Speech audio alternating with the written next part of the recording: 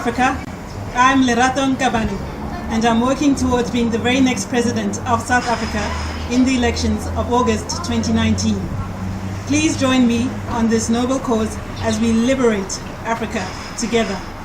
And keep watching Backstage Story TV with Ambassador Sanyolu. I thank you. Delaying till tomorrow what you can do now is one of the attributes of a failure. Postponing till next week what you can do today is an attribute of someone who is going nowhere. Do it now. Do not postpone that project till next week. Do not postpone writing the script. Do not postpone taking that course. Do not postpone doing what you have to do now. Time waits for no man. Every second matters in our journey of life. Every second counts. Every minute counts. You can't recover any second you have lost as a result of procrastination, as a result of postponing or delaying what you have to do today. I am Demola Sanyolu, and this is the Backstage Story Show on BackstageStory.tv. As always, we thank you for staying tuned. Thank you for your mails, for your suggestions. We are working to ensure that we give you the best in entertainment, education, and information. Don't go anywhere. The Backstage Story Show continues in a moment.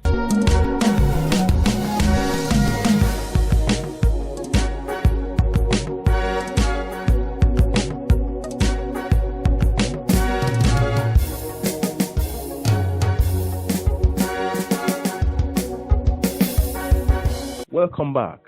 This episode of the Backstage Story Show will be exciting. It will be exciting because we are going trans-border. Our guest today is a woman, a dynamic woman of substance, an energetic woman of value.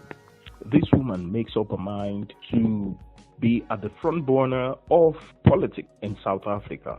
She wants to liberate her people, and she believes that South Africans are great people, that the South African people can be united on the foundation of thoroughly empowering young people. My guest today is Lerato Nkabane. Lerato Nkabane has educational career spanning from journalism, creative writing, political science, economics to tourism, project management, and so on and so forth. She is our guest today, and she will be talking about her ambition, why she chose to follow this terrain, politics, why she decided to be at the front burner to lead South Africa in 2019. Lerato Nkabane, thank you so much for coming on the show, and welcome.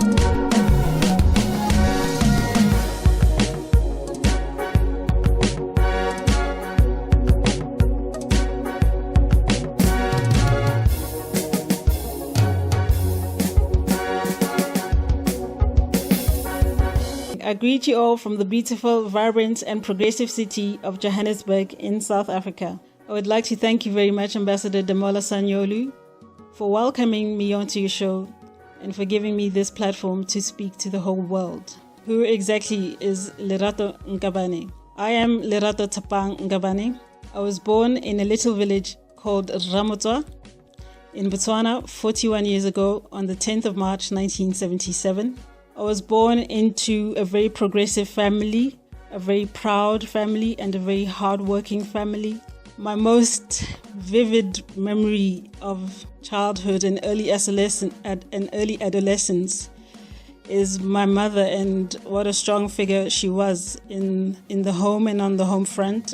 She was totally dominant, over my dad, and it was just her way, and she just had that force and that command that my dad really respected, and that a lot of people who came to the house would just respect. And I just always wish that I could possess that and take that from her. That was really powerful, because today when women say they're abused by men, they're dominated by men, I've seen my mother being strong. I've seen my mother being assertive. I've seen her being a leader, not just in the home, but outside the home. And for me, I take that with me, and I I carry myself with pride. I assert myself, and she has taught me to do that. So those were really happy memories that I have of my mother, whose name is Shura Angela Nkabane. My father, Tshepang Nkabane, was a political refugee, fled South Africa in 1960 after the Sharpeville uprising or protest, which became a massacre, and he was one of the chief instigators of this uprising. He fled the apartheid regime and ended up in Gaborone, Botswana, where he met my very strong-willed mother.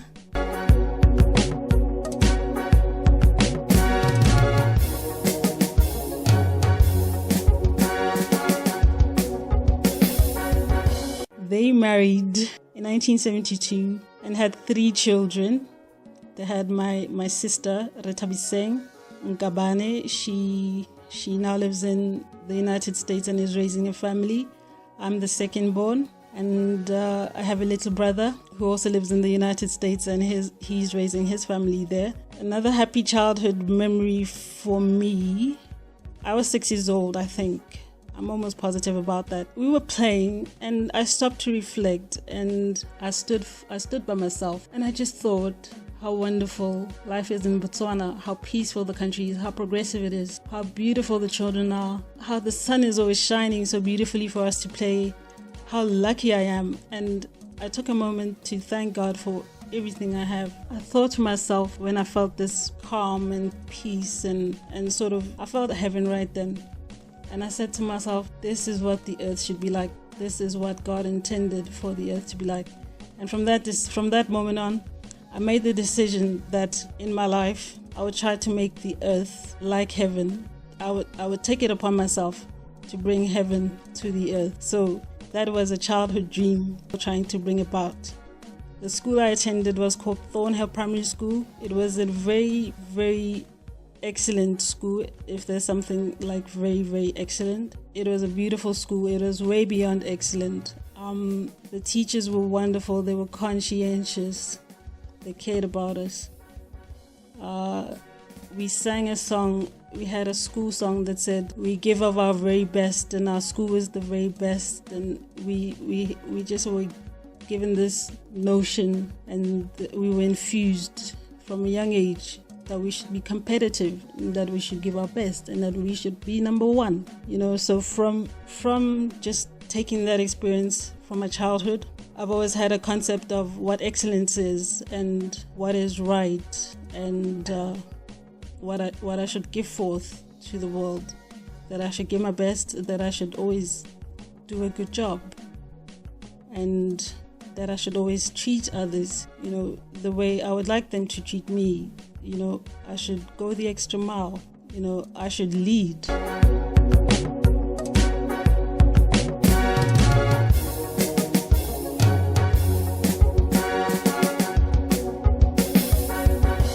When did you start nursing the ambition of the presidential bid? And what political platform will you be running on? The time I came of age, schooling in Johannesburg, South Africa, at St. Mary's School for Girls, was a very exciting time to be alive, and it was a very exciting time to be coming of age. I was 17 when I was in my last year of high school, and I was reading the newspaper a whole lot, because there was just so much going on the news that was really positive, really upbeat, really encouraging, very powerful and very uplifting.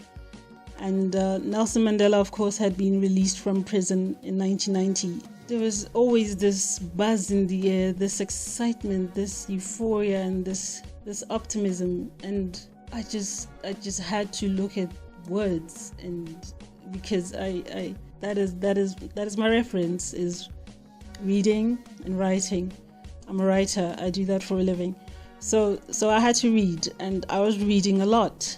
And I was reading about Nelson Mandela, and I was reading about Martin Luther King. I was reading a lot of autobiographies. There was a popular show on TV at the time. It was called the Felicia Mabuza Subtle Show, and there was a gentleman who came on the show he was from Australia, and he had said that if you'd like to be a millionaire one day, you should read lots of autobiographies and lots of biographies. So I began to just read them one by one. I'd take like 10 of them at a time, and I'd just be reading all these biographies and autobiographies. I read the biography of Steve Biko. I read the biography of Saul Plaatje, who was the first Secretary General of the ANC. I just kept on reading, and I kept on reading. And at the same time, I was reading the newspaper every day. So like I say, for me, my frame of reference was reading and decoding the world through words and writing. When it hit me that I'd like to be president of South Africa one day was when I picked up a book it was a biography, Dr. Martin Luther King, I read his I Have a Dream speech. And of course, we all know that Dr. Martin Luther King's I Have a Dream speech speaks about how love to see a world where we are all brothers and sisters, black and white, sitting down at the table of brotherhood with no prejudice and bias and hate towards each other, but love and kindness and camaraderie. So that dream really resonated with me. Those words really spoke to me, and I thought to myself, wow, Nelson Mandela, what an icon. And I thought to myself, Martin Luther King, what a great man, what a kind man, what a good man. And I said to myself, these two men are the example that I would like to follow. And the example is what I would like to bring to the world in my time, in my generation, because they did so much. My generation now has to take their example, stand on the shoulder of those giants, and go much, much further, infinitely further. And there's no limit to how far we can go if we just use our imaginations. So what political platform will I be running on? Well, I have conceptualized a name for a party that I would like to start, and the party is called Movement for a Winning South Africa, and our slogan is Leading Our Earth to Peace. When I thought of a name, I wanted to call our party by a name that would unite South Africa towards a common goal of making South Africa number one in as many areas as possible. So I thought that winning would really make us all into a team, would unite the country, and would bring together all people from all sectors, from all walks of life, from all ages, across the spectrum of the population. What I'd like to say to South Africa and the world about this party is that our foundation is young children and youth and building them. And by so doing, we are prioritizing as a nation. We are saying we are building from the bottom up. We are making our foundation strong. When we look at our country and what we'd like to achieve, we say we do what we do for our children now, and we do it for the future of our children. We do it for generations to come. That is the real ethos of our party. Of course, the slogan, Leading Our Earth to Peace, just means that we'd like to set a good example for the whole world. I think that everybody in the world is more united than before. We have social media today that's connecting us all. We don't just have television. You can send your message to so many people in the world today, and the right people who resonate with what you have to say, you'll definitely reach them. And all we're saying is we'd like there to be more peace in the world, and we'd like to say that to the whole world.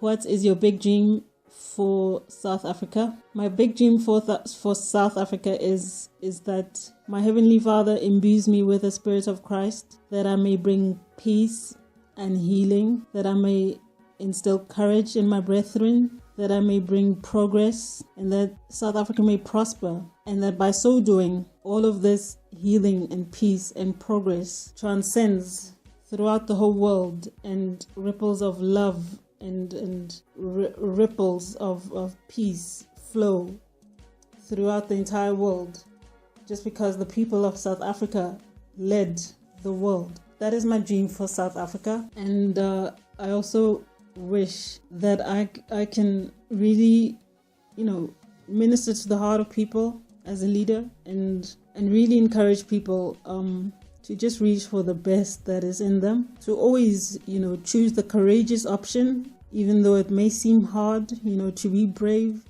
and not to just give in because it is difficult. My dream for South Africa is really my dream for Africa, and it is my dream for the whole world.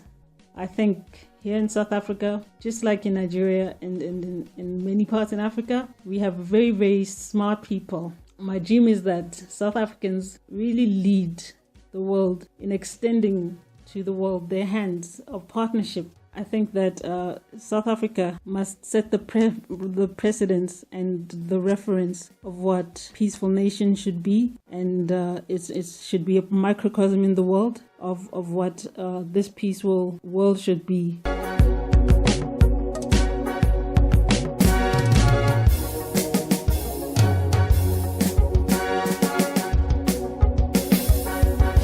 How do you intend to compete with existing political structures that have established a strong presence in every region of South Africa? I intend to offer a leadership of courage and substance. I really intend to listen to the people before I even say to them, this is what you need. I intend to ask from them, what is it that I can do for you? How can I help you to help yourselves? How can we together make South Africa the number one nation that we all would like it to be? So really, I think I would just, take from them as much information as I can. It's like basic marketing, basic selling. You don't sell what you want to sell. You sell to people what they want to buy, So really, I would like to ask the people of South Africa how I can help them to be more empowered, so that when I do govern and when we do devise policies, that the people have had a say and they can resonate with the people. This is what I would like to do in my campaign, is really more than speak to people and dictate to them what they should want and dictate to them how their lives should be. I would like to hear from them and really, really just offer a listening ear and find out what they go through on a daily basis. So I really would like to just take a lot of information and bring it together, assimilate it, and just have a whole lot of data together, so that I can be the best leader that I can be. I think this is the best way to go about it. But as for the leadership of the current political structures having a strong presence, okay, yes they do. But all I can offer is really, like I said, listen to the people and then lead the people. It has to go back and forth until we come to a consensus, under promise and over deliver. It's not about making promises. It's about, coaxing the people into wanting to do better for themselves. And I think that is what real empowerment is. And instead of just saying, we are going to build your houses, or we're going to give you food parcels, Because people really can buy their own food if they apply themselves. They really can build their own houses if they apply themselves. And I think my strong drive would be and will be, to really educate, or shall I say, enlighten the people as to us really needing a liberating education for South Africa, and really impressing it upon them that if they were to embrace and instill a culture of learning in the children, that they would be doing the best thing possible for South Africa, and that is the message I really intend to drive home. And I think that that lesson will really resonate with the youth of South Africa. And South Africa has a very large youthful population. So when you talk to the youth in South Africa about education, they really listen up, and they listen up good.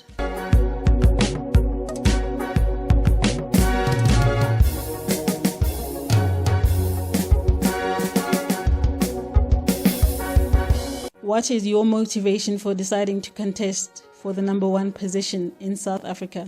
My answer to this question is as follows. I feel that Africa as a whole does not compete on this globe as an equal to countries in the Far East, to China, to nations in Europe, and to the United States. I feel that all countries in Africa are just being pawned, and we are not players on the world's global stage. What I would like to do as leader in South Africa is revolutionize our education in record time so that we are more equal as competitors on the global stage. We develop a financial matrix that is our own, that is African, that we have more intra-African trade rather than having our raw materials being exported to the West and all these nations that I've mentioned at prices that are so low that we don't see real development on the continent. So I think that if we traded more with each other, firstly traded more food amongst ourselves and made sure that everybody in Africa had good food to eat, like I say, develop this financial matrix so that it resonates with almost everybody on the continent, and so that and really have an education system that really uplifts the people in a real way. I think then we can go a long way towards resolving some of the issues that we face in Africa. So I really also would like to shine a light on all the children of Africa and all of the ills that plague them, like disease, like the poor education systems that we have. I think, by partnership and by attracting, by the will that I have and with the heart that I have, and I think I can attract the right people to this cause for the children. That is the reason I'm doing this, is for the children.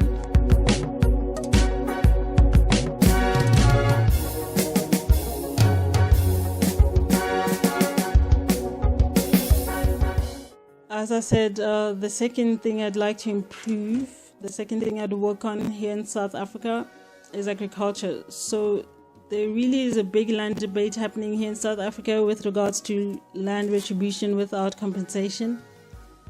On that, this is what I have to say. I would say education of young people as to how agriculture works, agriculture systems, agricultural economics, agricultural finance. I think this would go a long way to having us being a more food secure continent. And I think also having more black people become commercial farmers will go a long way towards feeding South Africa and solving a lot of the hunger crisis that we have facing some of our people, and I would say a lot of our people here in South Africa who are marginalized and disadvantaged. So as for the land debate, I would say my take on it is we can have all the land in the world here in South Africa, and black people can have the land given back to them, but a lot of us don't know how to farm it commercially. So we need knowledge, and knowledge is the key to all the wealth in the world that black people could ever wish for. So I think really liberation is knowledge and technique and strategy and wisdom. So that's where our liberation lies, because we had land but then we had it taken away from us. We still don't have knowledge, but we want the land back. So this land will not last in our hands if we don't acquire sufficient knowledge to man the land. Okay, and the third thing I would say that I'd focus on in South Africa, should I become president, is women and children, namely women empowerment and children empowerment. Okay, for women, I would say, poverty is still real here in South Africa, and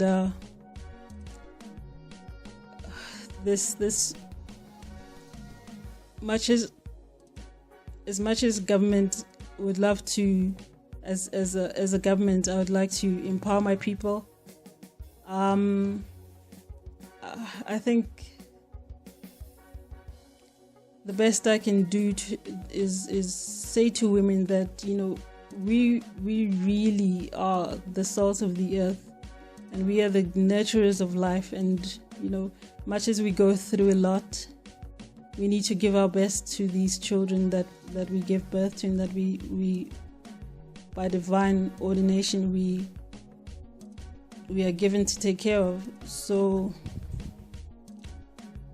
I would like to hear from women in South Africa, really, and see where they have needs and desires and aspirations, so that I can meet them where they are.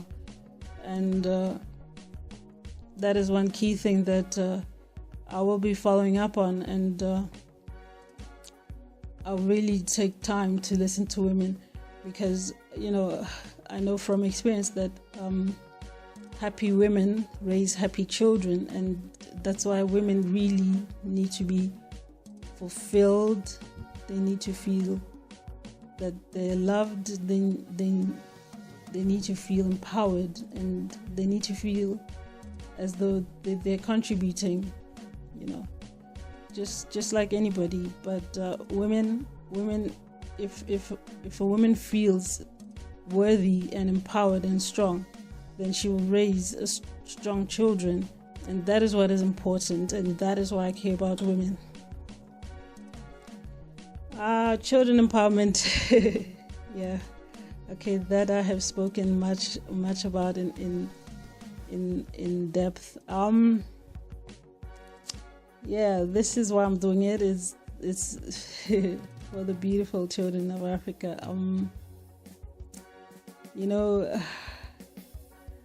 Personally, I really would like to take care of children myself, actually, and I take on this quest to be the president of South Africa and also take care of children. And I actually hope to be taking care of my own children in a short while. And yeah,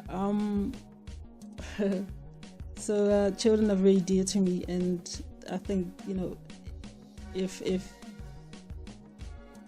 I could have adults just be a lot happier, if I can make adults happier, I think that we could have happier children. I think it's really hard to do it the other way around.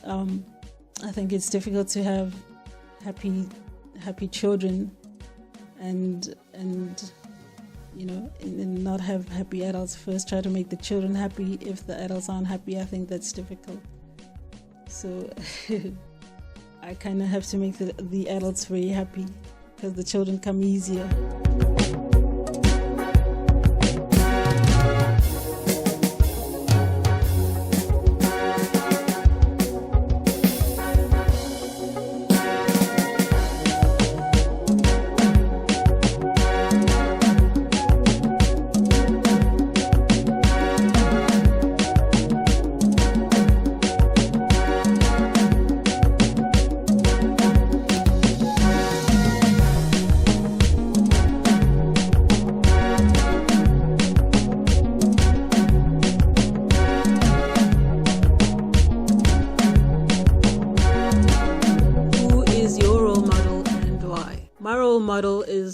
my Lord and Savior Jesus Christ, because He is a leader. He is the best leader that the universe has ever had. I say so because He was light. What He did was He made us see the light in ourselves. He said things to us like, "You are the salt of the earth." He said, there's a part in the Bible where it says that everything that Jesus has, we can have. Everything that He did, we can do. Everything that He was, we can have, and so much more. And that I carry with me, and I take with me, and it resonates with me, because this means that Jesus was a leader who did not just want followers. He wanted to create other leaders, and the best leaders have good successors. So, I think that Jesus is the person more than anybody else in the world that I'd most like to be like, because of His kindness, because of His love for children, because He was a storyteller. I'm a storyteller. I've written a movie script which highlights the education system in South Africa. We hope to make that movie next year, but that's beside the point. Jesus he's a phenomenon of phenomenons. I love Him very much because He told me that I'm wonderful, and He loves me, and anything I'd like to have and be and do, I can do. And I believe everything in the Bible that is said about Him. I believe He walked on water. I believe he fed the hungry. I believe in these miracles because God is miraculous. The fact that flowers grow, the fact that when a star is born, stars form around it like a fetus. That is magical. That just that is just proof that Jesus did walk on water. It doesn't need to be proven. It just is.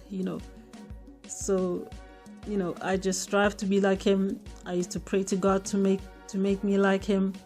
I pray to God to make me His number one servant, So, Jesus is everything to me. He's what I would like to be like in my life, and I love Him very much. He's my role model. And I also think we are meant to go further than our role models. So much as Jesus is the ultimate, I pray to God that I can do more than Jesus did, and only God willing will I be able to do that. And thank you very much for that question, Ambassador Sanyolu.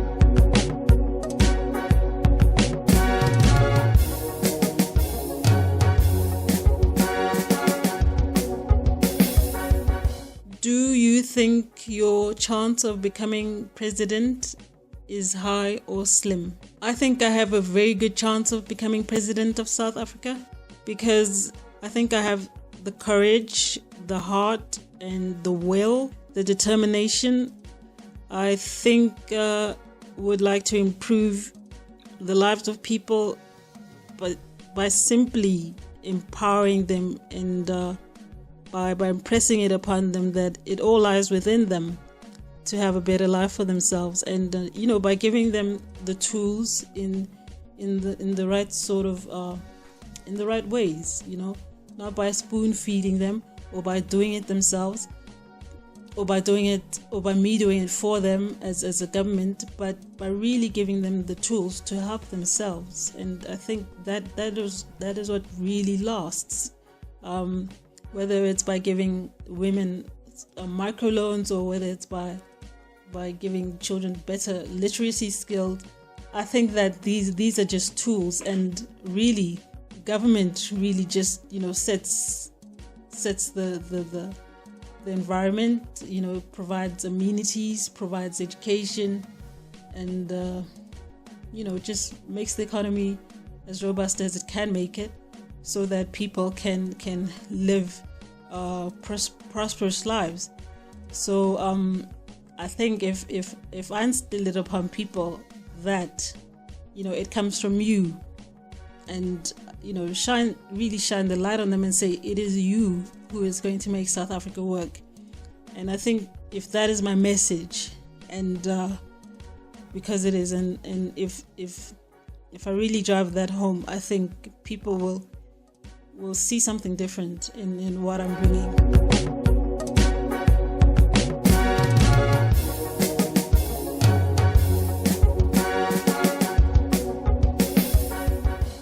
What is the thought about xenophobic attacks, and how do you intend to combat it?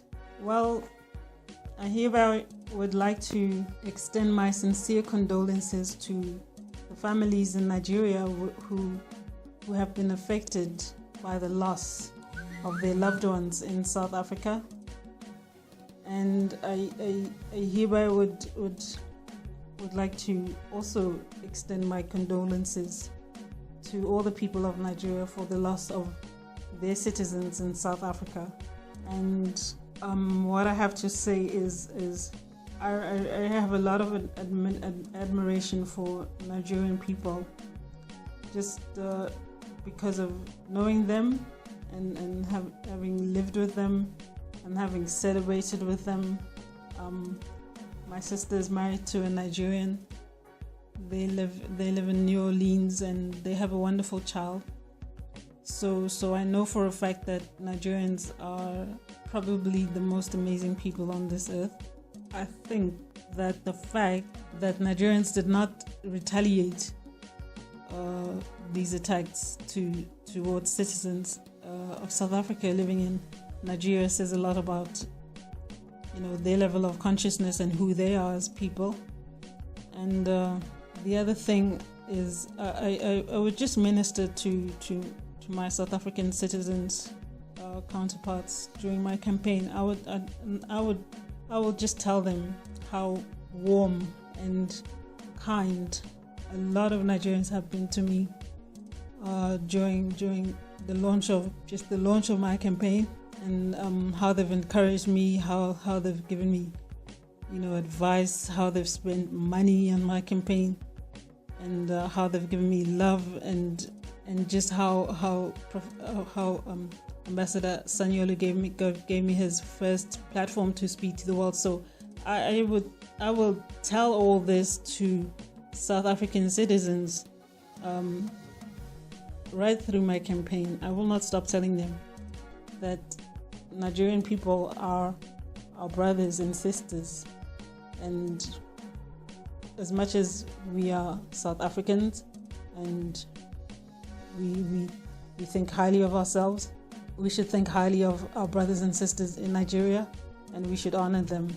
So I will minister this to my people as much as I can, and just build bridges between South Africa and Nigeria, bridges of healing, bridges of hope, bridges of progress, because that is what Nigerians have shown me just during the short time that I've been in association with them.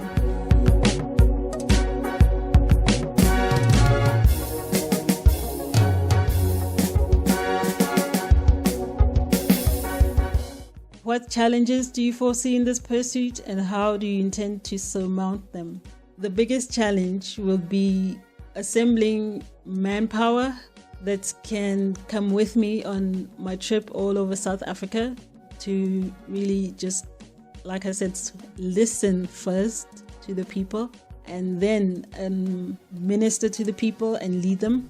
Really, I need a lot of dedicated people, a lot of willing and able-bodied people who really care about the cause, and to whom the cause really resonates. So these are the kind of people I'll need.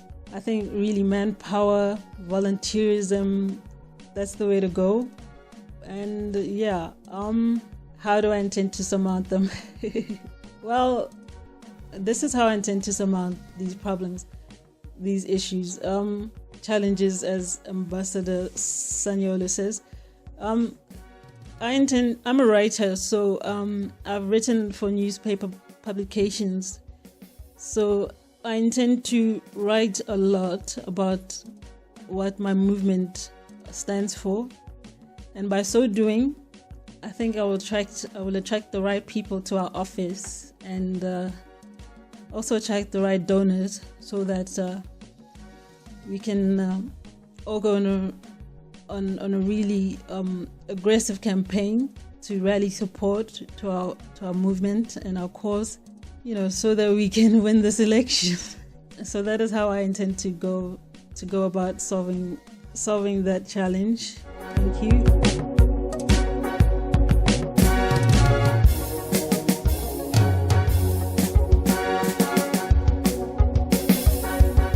Political ambition is time-consuming and capital-intensive. How are you raising funds for your political logistics? Wow. In South Africa, in order to win an election as a party, you have to be registered with the Independent Electoral Commission, or the IEC. So as yet, we are not yet a registered party as the Movement for Winning South Africa. The next step from here is to be registered, and after being registered, we will do a press conference and we will let people know where our office is, and then we will do a very large campaign of which I have described to you previously, and we will campaign on many platforms. On social media, we will do door-to-door campaigns. We will go on radio. Our executive will be really dynamic, and they will be young. They will be old. They will come from across the spectrum of the population, and this will be our strength. South Africa loves novelty, so I think we'll be the new kid on the block that everybody wants to be a part of. So I think this is what will attract people, but as of now, we haven't started raising funds aggressively. We are just raising awareness that there is this party movement for winning South Africa. Watch this space. That is what we're doing. That is what we are saying right now.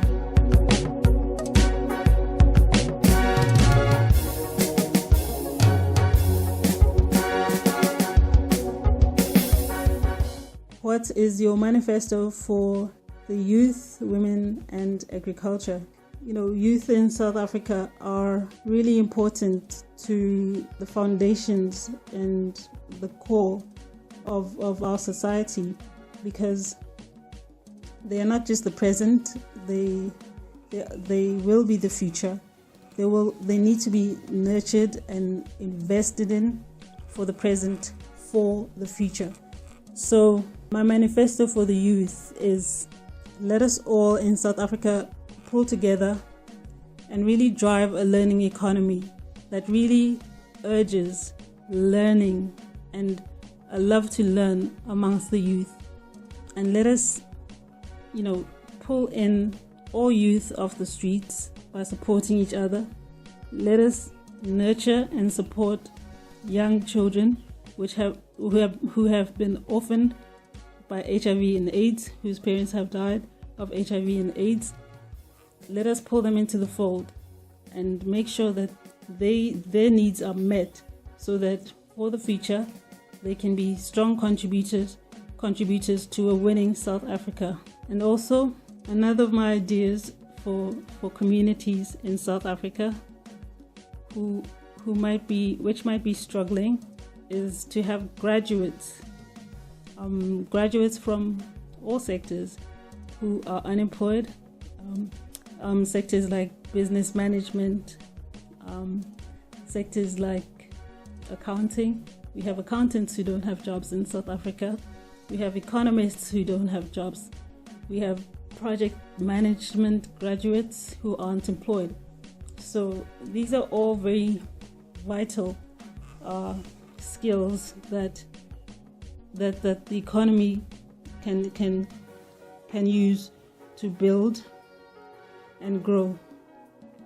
So I think that we should use all these graduates that we have in all kinds of sectors to go into communities and really work with the youth on the ground and help them to form NGOs for businesses, small businesses, medium-sized businesses, or big enterprises, and really bring the youth into the fold and make them feel as though they are part of a South Africa that is winning and growing. And I also think that elders can really work with us in this learning economy, because elders in South Africa retire at around about the age of 60.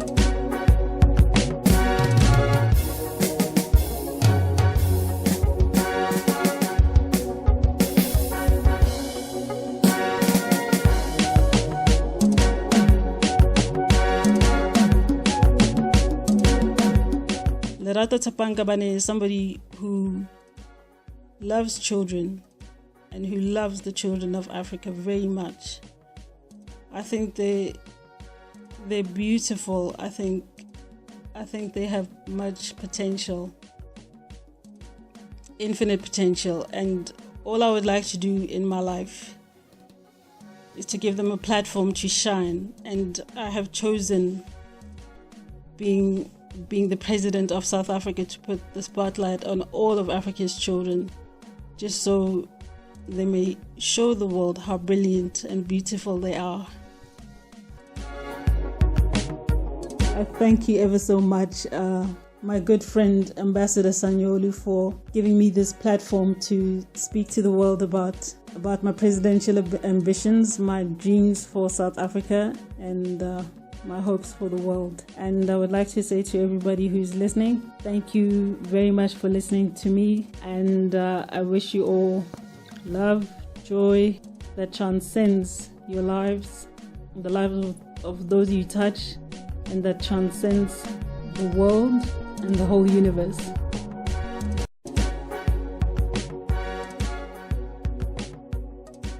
And thank you so much for staying tuned on this episode of the Backstage Story Show.